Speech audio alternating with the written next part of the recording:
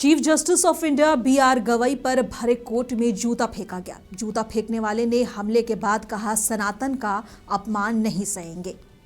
जूता फेंकने वाले वकील कौन है, उसने ऐसा क्यों किया और इसके पीछे की कहानी क्या है, सब बताएंगे। पर जान लीजिए कि ये सब हुआ कब। दरअसल 6 अक्टूबर को सुप्रीम कोर्ट में बी.आर. गवई सुनवाई कर रहे थे।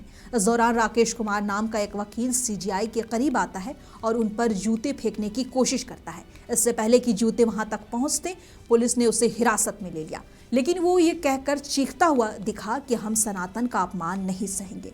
अब इस बयान के मायने समझिए। दरअसल 16 सितंबर को खजुराहो में जवारी मंदिर में भगवान विष्णु की मूर्ति को फिर से स्थापित करने के लिए एक याचिका डाली गई थी।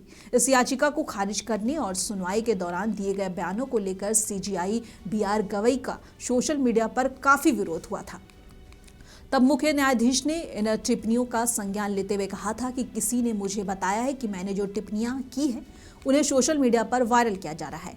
मैं सभी धर्मों का सम्मान करता हूं। बड़े कोर्ट में चीफ जस्टिस ऑफ इंडिया पर हमले की कोशिश एक चिंता का विषय है। आपका इस वीडियो पे क्या कहना है, हमें कमेंट बॉक्स में बताइए। और वीडियो अच्छा लगा तो इसे शेयर करना ना भूलें और चैनल को सब्सक्राइब जरूर कर लें।